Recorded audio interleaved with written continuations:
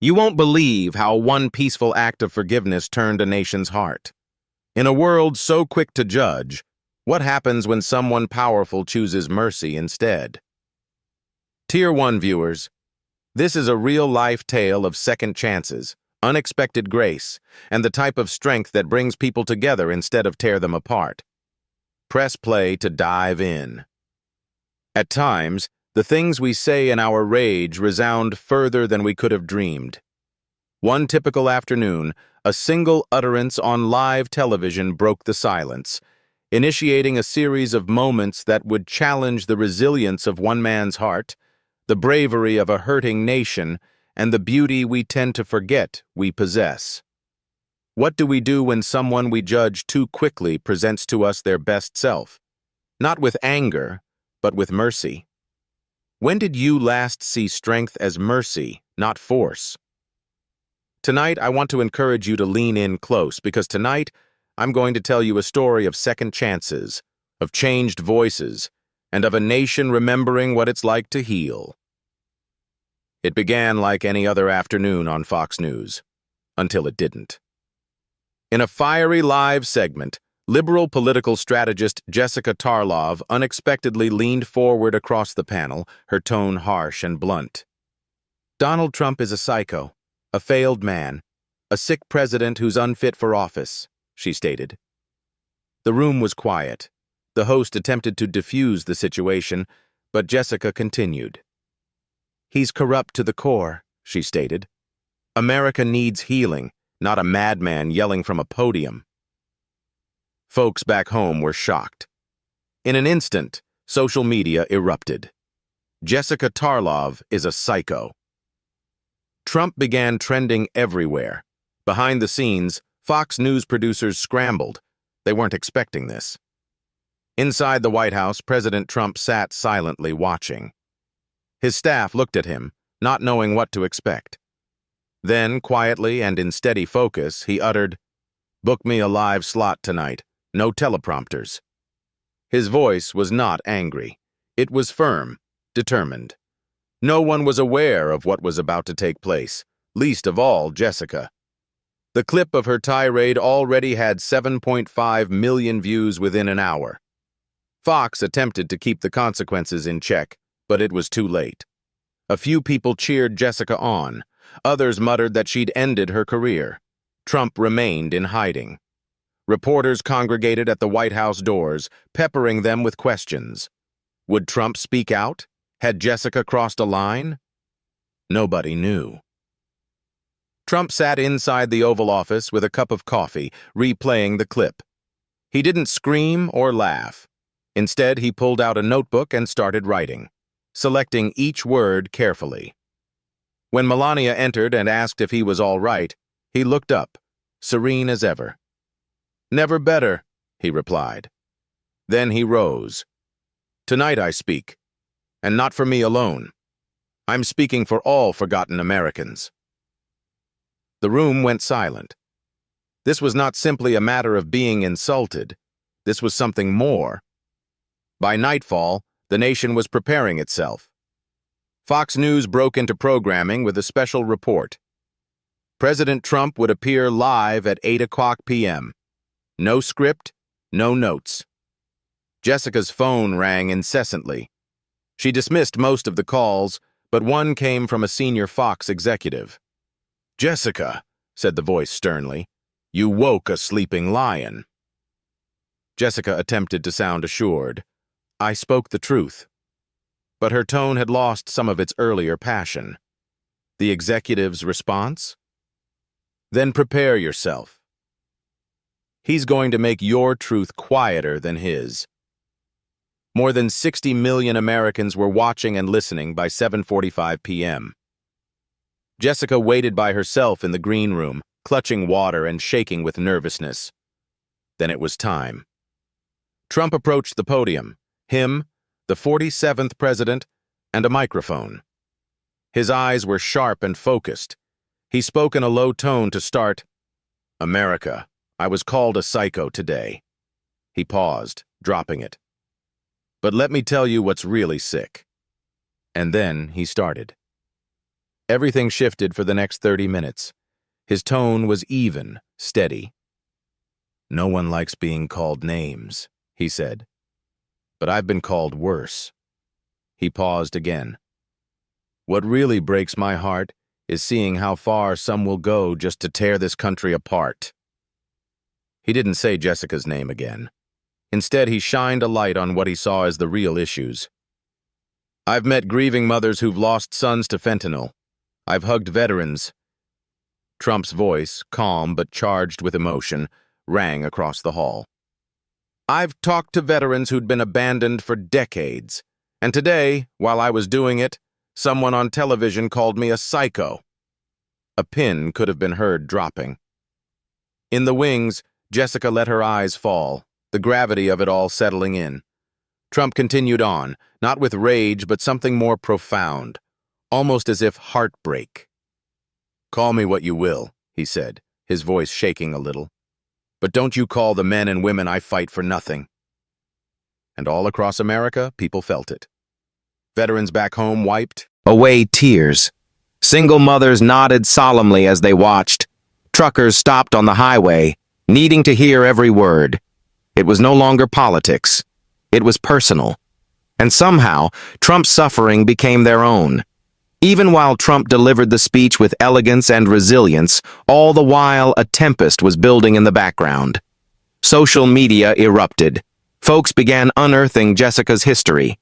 Old footage appeared, moments in which she'd mocked coal miners, ridiculed religious voters, even referred to the Midwest as irrelevant.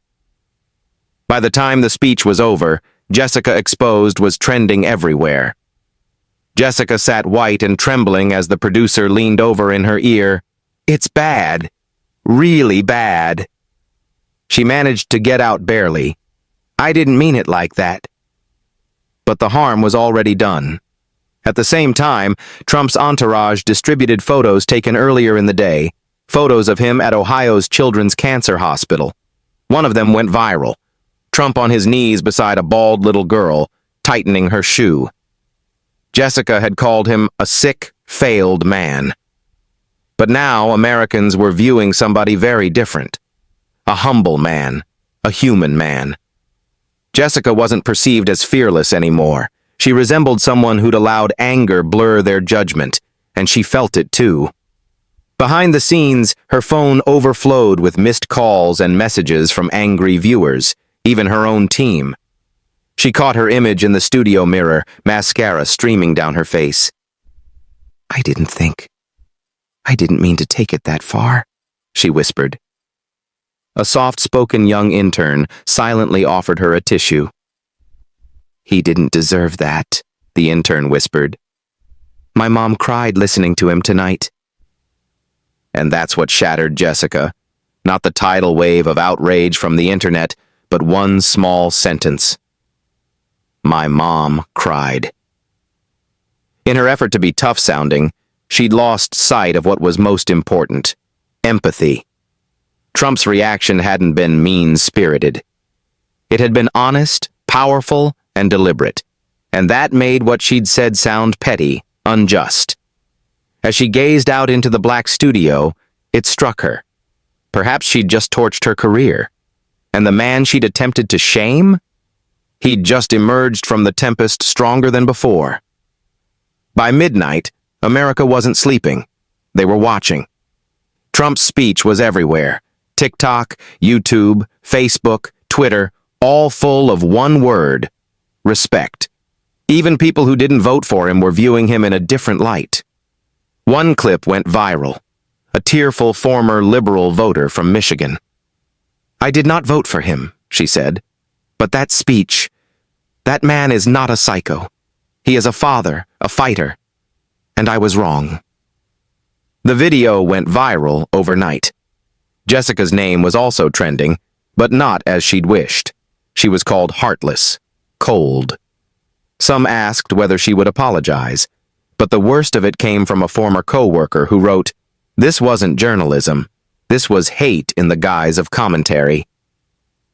Jessica sat at her apartment watching the screen in stunned silence. Everything had been flipped upside down. But the evening wasn't over yet. Trump wasn't finished. And what he would say next would bring even those who didn't appreciate him to tears. The following morning, the White House posted a photo that sent shockwaves around the nation. It was a letter, penned by a 9-year-old girl from Kentucky named Ellie. It stated, "Dear Mr. President, my dad says that you're not perfect, but you're a brave man. I saw you cry on television when you spoke about the soldiers and the children in the hospitals. You protected me. Please don't let—" Ellie's letter concluded with words that warmed the hearts of everyone. "Love, Ellie.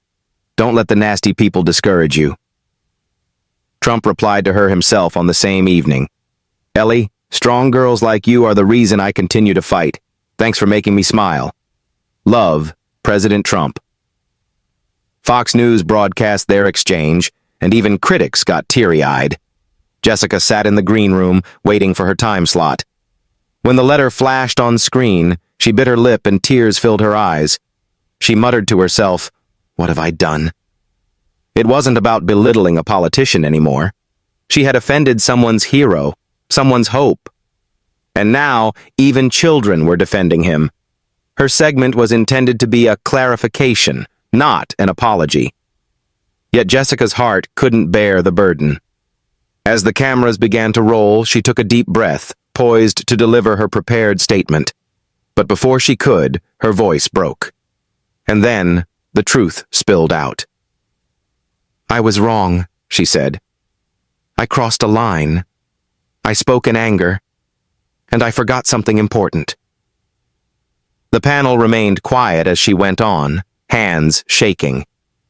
"I forgot that there is humanity behind politics.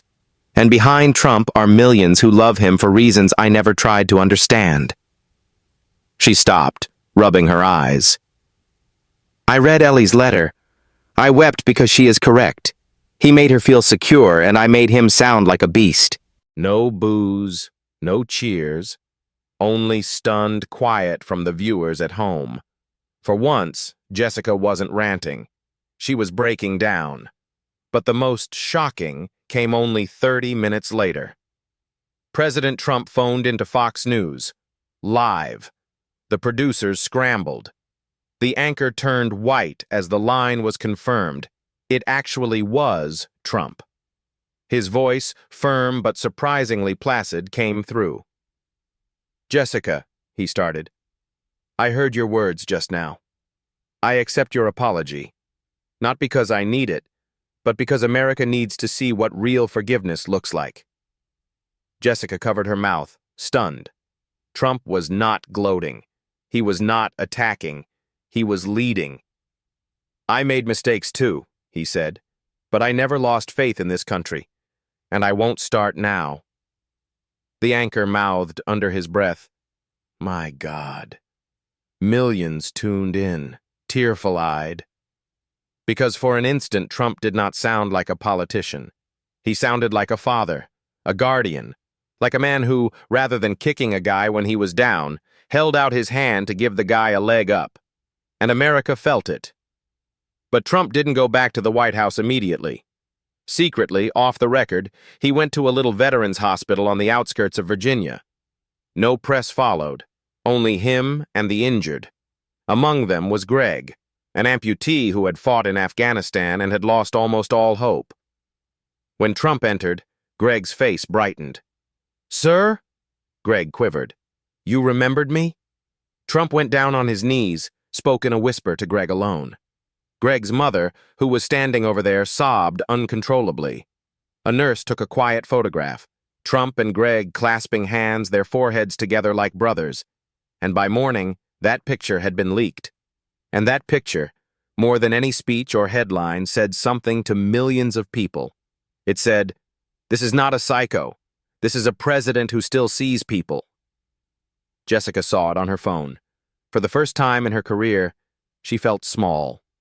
Not because she was weak, but because she'd misjudged the depth of the man she'd mocked. Alone in the dressing room, the sound of the newsroom was distant. A producer stepped in softly. "The big boys want to talk to you," he said. Jessica's hands were shaking as she trailed behind him, certain that she was going to be let go. But in the office, 3 Fox executives were waiting, with a printed letter in front of them. It was from the White House. Trump had asked personally that Jessica not be fired. "She made a mistake," read the letter. "But this nation heals by restoring, not canceling." One of the executives looked up. "Jessica, you're not fired." She blinked in shock. "You're being given a second chance, because he gave you one." Jessica sat down slowly, tears brimming again. The same man she'd assaulted remained her reason for still having a job. The same man now being welcomed by people she never imagined would embrace him. And inside, something changed. Genuine, humble respect.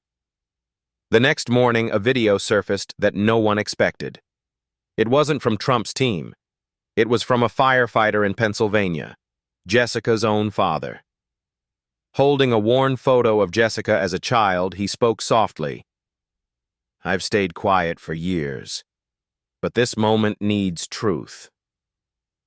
Jessica's father made that appearance on that video, not as a dad attempting to defend his daughter, but as a guy who had witnessed the brutal realities of both war and politics. "I don't always agree with President Trump," he said. But saying that he was a psycho, that wasn't strength. That was pain masquerading as power. He gazed down, his voice weighed. "Jess, I taught you to fight clean. But last night he was more gracious than you were." The video resonated. It spread on all platforms, shared by everyone. Jessica watched it in her car outside of Fox headquarters. The tears would not dry. Because that wasn't just a father scolding his daughter. That was America kindly scolding its path. In the meantime, within the West Wing, something significant was happening. President Trump had ordered his lawyers to declassify a confidential memo. It revealed that some media personalities, some of them working at Fox, had been quietly compensated by political organizations to promote anti-Trump narratives. Even Jessica's own producer was included. That evening, Trump stood up for an impromptu press conference. He didn't shout. He didn't so much as mention Jessica's name. He simply presented the truth for what it was. "I don't mind criticism," he asserted. "But when the media are used as a tool against its own citizens, that's where I draw the line." America responded with emotion. Great emotion. Even die-hard Democrats were left asking themselves, what else have we been blind to? Jessica was seated backstage, immobilized. She wasn't just ashamed anymore. She felt manipulated. And now millions of Americans were waking up along with her. While Twitter seethed with discussion and the news whirled every which way, a softer narrative emerged from a tiny Iowa town. A mom, Laura, shared a letter she'd penned and sent to the White House. "Dear President Trump, I work 2 jobs. I don't have time for politics. But last night, I watched you speak, and I cried like a baby. You didn't fight hate with hate. You fought it with heart, and you made me proud to be an American again." Trump read Laura's letter out loud during a town hall in Ohio. His voice was choking halfway through, and when he went, "Laura, if you're watching, you make America great again." The crowd stood up, applauding with all their might. No teleprompter, no spin. Just love, truth, and tears. Jessica observed all this from her apartment. Gently, she whispered, "He's not who I thought he was." Sleep didn't come that night. As dawn broke over New York, painting the city gold, Jessica felt only gray. She grabbed her phone, heart pounding, and typed out a simple message to the White House press office. "I need to apologize in person." She hit send before she could lose her nerve. Minutes later, a reply arrived. "If your heart is true, the door is open." Without losing a moment, Jessica put on her coat and rushed out. By a food truck, a cluster of Trump supporters were gathered talking. Jessica steeled herself for harsh words. But what came out instead was an elderly nurse named Ruth, who approached, produced a steaming coffee, and said softly, "Long night?" Jessica nodded, her eyes welling up. Ruth smiled tenderly. "We all make mistakes, honey. What you do next is what counts." Those few words hurt more than any insult ever has. As she headed towards Washington, Jessica continued to practice what she'd do, voice trembling with emotion. Green highway signs flashing south, radio DJs replayed Trump's hospital visit and Laura's letter, their tones heavy with respect. For the first time in years, something grew where bitterness had been. Hope. She floored it. By noon, she would face the man she'd labeled a psycho and ask for forgiveness in person. In the meantime, President Trump toured a long, shut-down steel mill in Baltimore, which was about to reopen. Employees, a number of whom had lost their jobs years before, stood around him, wearing hard hats, a glimmer of hope in their eyes. Trump walked onto the factory floor, the rust cracking and crunching beneath his feet. His voice reverberated through the cavernous hall. "Look around. People said this city was forgotten. I call it family." A big man named Carlos, eyes shining, raised his hand. "Sir, they said the plant was dead." Trump's tone softened. "Then let's bring it back to life together." He presented a plan: federal assistance, private investment, job training. Reporters chronicled workers embracing, others openly weeping. And at home, watching Americans, men and women dressed in work clothes, cheered for a president once doubted. The Steelhearts hashtag went around the globe. At that moment, Jessica's car radio received the live broadcast. She stopped at the side of the road and was overcome with tears. The psycho epithet she'd hurled at Trump shattered like fragile glass in her mind. "He's giving them their lives back," she murmured, shaking with her hands. Miles away, Trump finished his speech at the factory on a plain vow. "No American will be left behind on my watch." Warm sunlight streamed through White House windows later that afternoon as Jessica showed up, palms sweating. An aide escorted her by giant portraits and into the Oval Office. Trump sat at the resolute desk, his tie undone after visiting the factory. The Secret Service officials stepped back, unobtrusively allowing them room. Jessica's voice broke. "Mr. President, He raised a tender hand. "Jessica, sit." She sat, her heart thudding so loudly it was deafening in her ears. "I watched your father's video," Trump said softly. "He loves you, and so do a lot of Americans, even the ones who don't always agree with you." The tears came quickly. "I hurt people. I hurt you. I was wrong." Trump groped into a drawer and pushed across a folded sheet of paper. It was Ellie's letter, the one she had written in bold crayon. "Read it," he instructed. Jessica's lips quivered as she read aloud each sentence. With every sentence, her shame grew, but so did her resolve to be better. When she was done, Trump's voice was gentle but commanding. "America needs strong voices. Use yours to build, not break." She nodded, tears running. Trump reached out and took her hand. "Begin again, Jessica." She did, her tears dripping on his cuff as the cameras softly clicked, catching a moment that would be history. In the lobby, reporters felt something monumental had occurred, but they couldn't yet perceive how profoundly hearts had changed. Jessica passed among them without comment, but her eyes told all. No spin, no pride, just humility. Back in New York, that one photo, Jessica and Trump shaking hands, was posted more than 80 million times in 12 hours. But it wasn't the picture that touched people most. It was her silence. Jessica didn't tweet. She didn't give interviews. She simply quietly stepped away. And that silence was more powerful than any grandiose speech ever could have been. Talk show hosts began to get teary-eyed on the air. Perhaps we have been too critical," one confessed. "Perhaps it is time that we all simply listened." That evening, there was an anonymous posting online, purportedly sent by Jessica. It was, It is braver to admit you made a mistake than to act like you're always right. He taught me that. America was listening, and for the first time in years, it felt like it was healing. In Arkansas, a teacher of third graders, Miss Helen, interrupted her civics lesson and played a brief clip to her class. Trump's visit to the hospital, Jessica's apology, and Ellie's letter. The kids sat with quiet respect, even the restless ones. One small girl had her hand up and whispered, "President Trump didn't shout back. He forgave her. That's what my mom says is being a grown-up." A boy wiped his eyes. Miss Helen smiled softly.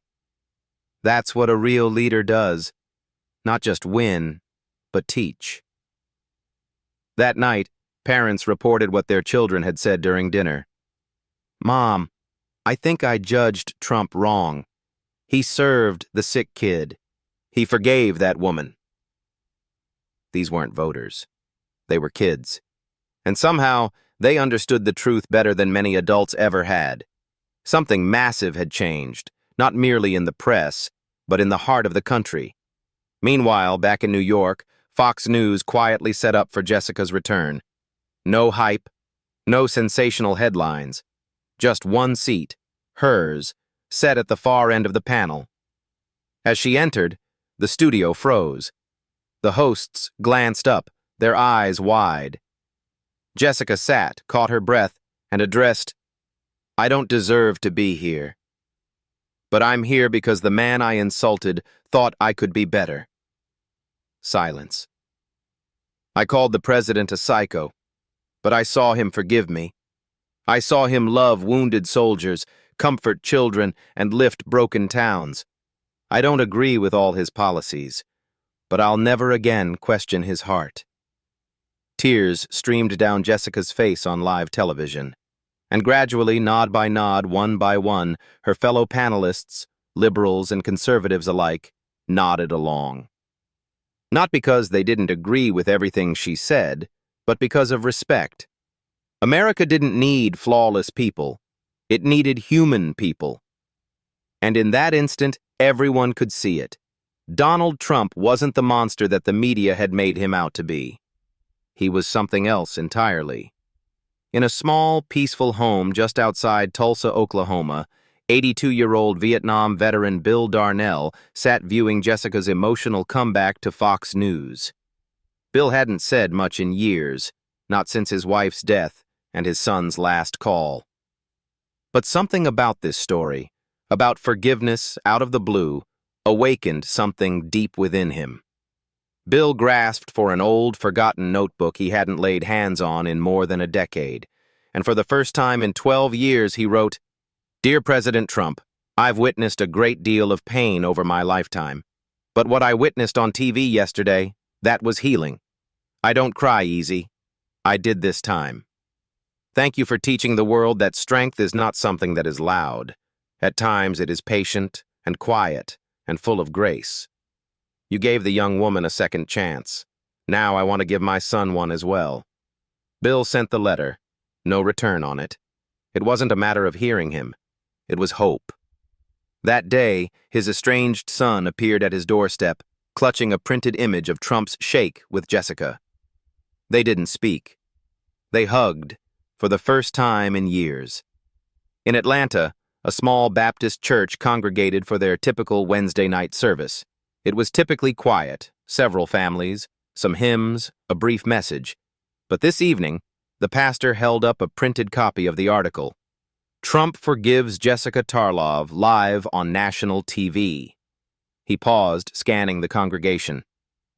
"We've all been Jessica at some time or another, haven't we?" he whispered. Some nodded, others brushed away tears. "We've judged and not listened. We've spoken when we should have been silent.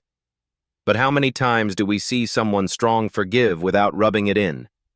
How many times do we see someone ridiculed opt for mercy instead of vengeance?" In the back, a widow who had 3 children hushed, "God used him."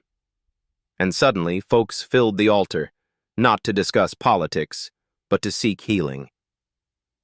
A visiting teenager silently captured the moment on a phone. Black, white, old, young, praying together over the tale of a president, a reporter, and an entire moment that had altered everything. The video reached 1 million views in mere hours, not because it was sensational, but because it was authentic. In Ohio, 10-year-old Jacob watched all the Trump updates with his grandfather. Born with muscular dystrophy, Jacob couldn't walk, but he hoped to stand tall someday.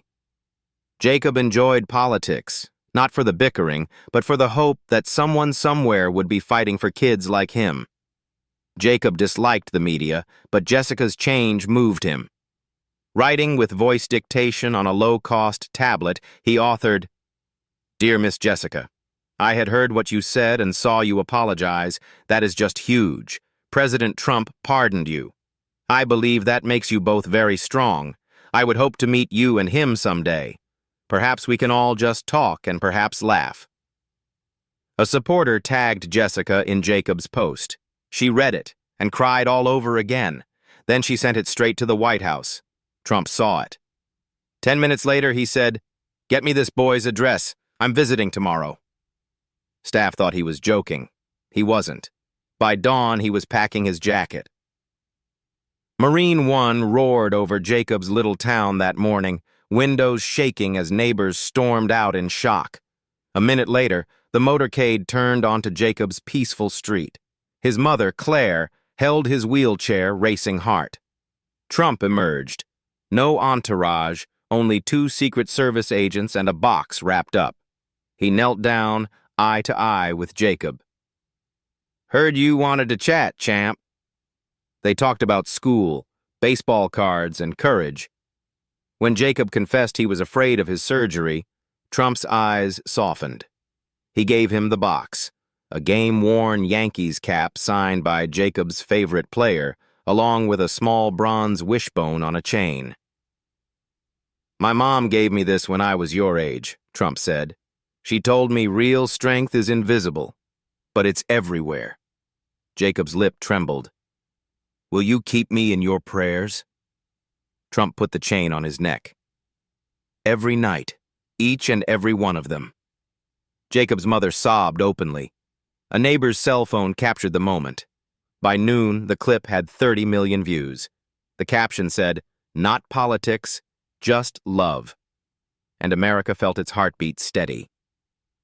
Meanwhile, back in Manhattan, Jessica rehearsed for her first wide-ranging interview since it all started. Producers presented her with cue cards. She brushed them aside. "Ask anything," she said. "No fences." 20 million heard.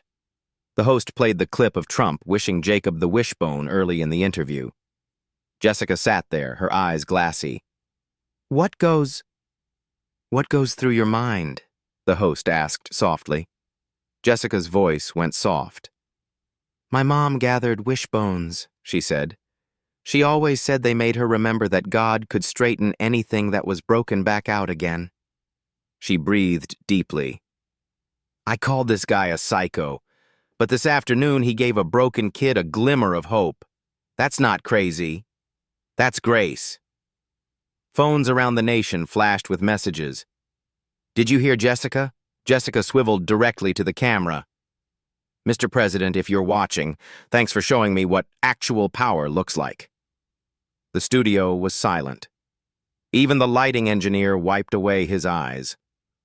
For the first time in decades, liberal commentators and conservative viewers felt one thing: respect. And deep within her heart, Jessica felt something she hadn't known since her mother passed away: tranquility.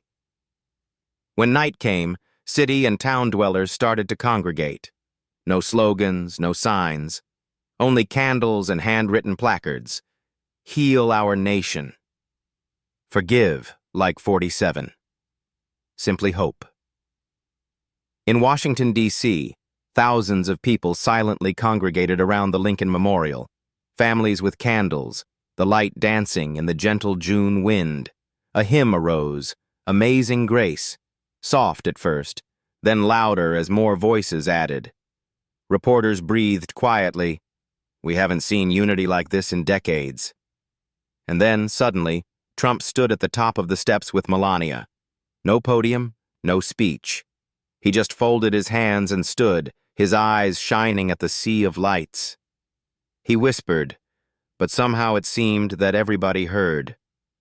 America isn't perfect, but tonight proves she's still beautiful. Then, out of the darkness, he asked Jessica to come forward. Her candle trembled as she walked beside him. They both bowed their heads together. A veteran intoned, "Amazing grace," over the crowd. Voices broke, candles danced, strangers embraced. Many wept, shoulders trembling, even reporters who had mocked moments like these. Above them, drones took the moment in, a soft river of light running the length of the reflecting pool. The picture spread throughout the world, a country opting for mercy instead of bitterness. And in that still shine, one truth shone brighter than politics. When given space, love can still rewrite history. By dawn, pink and golden light covered the National Mall. The candles, puddles of wax now, continued to dance in the morning wind. Journalists reported that the crowd remained all night, quietly humming "Amazing Grace" under the stars. Within the Lincoln Memorial, Trump and Jessica sat side by side on the chilly marble steps. No microphones, no cameras, just two individuals sipping coffee from the same thermos, the one Ruth, the nurse, had given Jessica days earlier. Trump finally spoke. Grace costs nothing, yet it buys everything. Jessica's eyes welled up once more. I used to believe that power was volume, but you taught me it is mercy. Trump's phone pinged. A live video from Jacob's living room. The boy, wearing the wishbone necklace, waved at the screen. "Good morning, Mr. President. Surgery is in 2 hours. I'm brave because of you." Trump smiled. "You're brave because you're you, champ." Then he looked at Jessica. "Let's send him off right." They both made a quick video together, both of them rooting for Jacob. Within minutes, it was spreading like wildfire. Tens of thousands of them uploaded their own words of encouragement. A nation's pulse seemed to beat in harmony with that 10-year-old boy's. And suddenly, red and blue no longer seemed to represent sides anymore. Just colors on the same flag. As Jacob was wheeled into the operating theater, patients and staff outside the hospital held their breaths and held on to hope. Radios nationwide tuned in to the surgical report from the operating room. Bill, the Vietnam War veteran, and his son stood side by side at the hospital entrance, holding a hand-painted sign that read, "Stand strong, Jacob." At midday, in a stealthy gesture no one could anticipate, President Trump mounted the roof of the White House. He bowed his head in prayer. Melania had asked Jessica to join him, and together they stood high in the air over D.C., traffic far down below coming to a halt as drivers blew their horns in support. In Georgetown, church bells pealed out 12 times, the sound ringing through the warm air. Trump and Jessica prayed aloud, sincere, shaking words. And throughout America, something miraculous occurred. Factories halted their machinery for a minute. Classrooms went silent. Even the hosts of talk shows paused in mid-sentence, allowing the moment to speak. At Laura's Diner in Iowa, the memo board read briefly, "Jacob, our love wins." Then the hospital press line hummed with the news everyone waited to hear. "Surgery successful. Jacob is stable, smiling." Cheers from coast to coast. Jessica wept, crying into Trump's shoulder. Cameras did not capture the moment, only the aftermath. A president brushing tears from his eyes in the wind, a former critic hugging the flagpole, muttering, "Thank you." That one photograph illuminated every evening news show, evidence that humanity can rewrite any headline. 2 days after that, Jacob rolled onto the White House lawn, his bronze wishbone necklace shining in the sun. Reporters gasped as the boy, trembling but unyielding, stood tall in new leg braces, paid for in secret by someone who didn't want glory. But everyone suspected who? Bill, Laura, Ruth, Miss Helen's third graders. Regular people who were moved by a week that reminded the country who we truly are. They came, standing in a circle around Jacob. Jessica moved forward, microphone shaking in her hands. She spoke steadily now. "I called this man a psycho," she said, "but he taught me something greater than pride, the power to forgive and to raise others higher." Trump knelt next to Jacob. "America, this courageous kid and this courageous woman remind us we fall and we rise together." Jacob lifted the wishbone and smiled. "When we pull, we both get a piece, so we both get a wish." He passed one side to Jessica. They pulled. The wishbone broke. Cheers erupted around them. Jessica's wish? That everyone watching tonight chooses grace over rage. Jacob's? That we keep believing in each other.